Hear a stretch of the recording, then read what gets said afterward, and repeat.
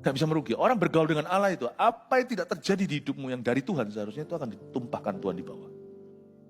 Makanya Tuhan berkata, orang yang menyembah berhala, aku akan kutuki 2, 3, 4 keturunan.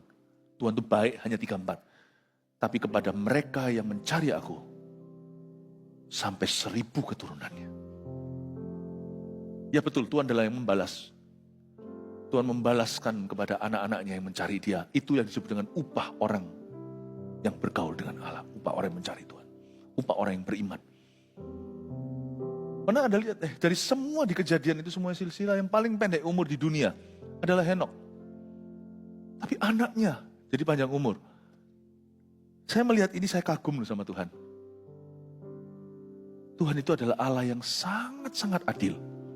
Dan dia tahu bagaimana membahagiakan orang-orang, membahagiakan teman-temannya. Membahagiakan sahabat-sahabatnya. Nggak berhenti sampai sana. Kalau kita kira hanya begitu saja pembalasan Tuhan. Setelah Metusalah hidup 180 tahun dan sebagainya. Sekarang Lamek kan. Jadi dari Henok ke Metusalah. Ke Lamek. Sekarang lagi jadi Metusalah mencapai umur 969 tahun lalu ia mati. Setelah Lamek hidup 182 tahun. Ia memperanakkan seorang anak laki-laki.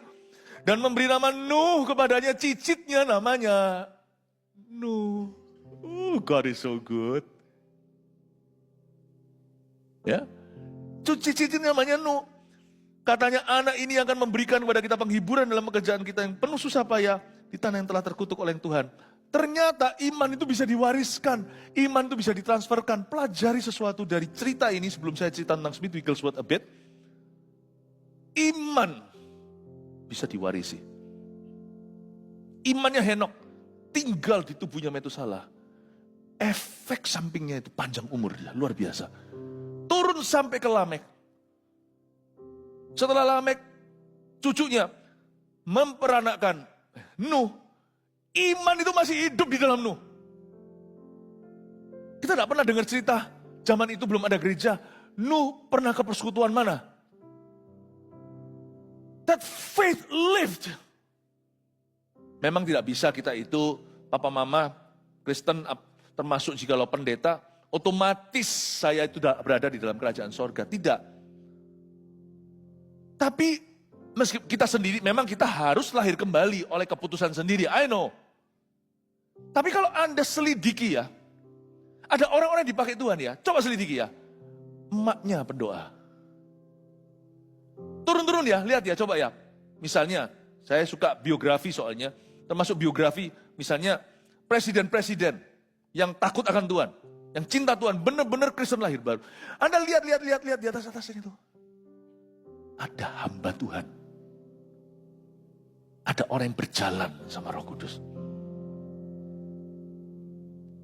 Saya bukan orang yang riset gitu, sekalipun saya belajar biografi orang. Ya. Tapi saya juga pernah dengar, dulu dikotbahkan, dibuat perbandingan antara pohon keluarga, antara seorang hamba Tuhan dan seorang penjahat. Turun sini presiden dan sebagainya. Hamba Tuhan, misionaris, CEO, dokter, profesor. Yang ini bawahnya semuanya penjahat, orang gila. Saya tidak berkata bahwa kutuk itu tidak bisa dipatahkan. Kalau Anda di atasnya ada bibit bebek yang salah. No. Dari Adam dan Hawa pun sudah patah. Tapi saya mau berkata bahwa tabur tua itu memang ada. Dan ternyata iman itu taburan. Bahwa iman itu bisa diwarisi. Bukan hanya sama keturunan kita saja, tapi itu benar-benar jubah itu ada dan itu bisa ditransferkan. And it's real. Itu real ternyata.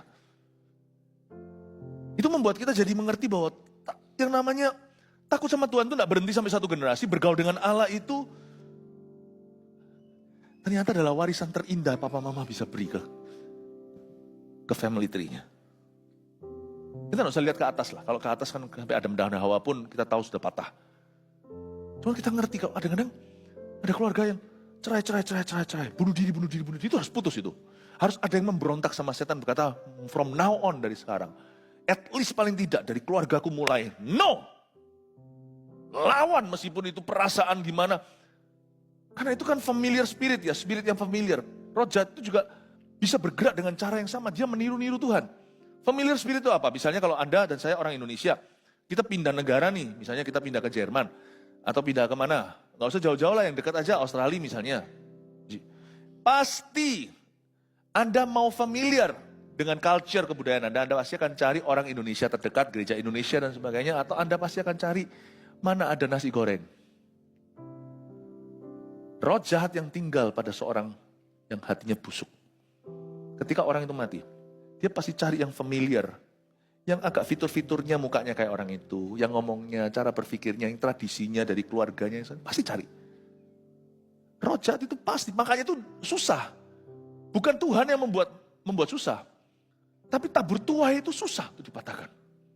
Sehingga pasti akan ada spirit yang terbuka, terenganga, masuk di dalam silsilah orang itu, dan terus akan mengganggu bawah-bawahnya.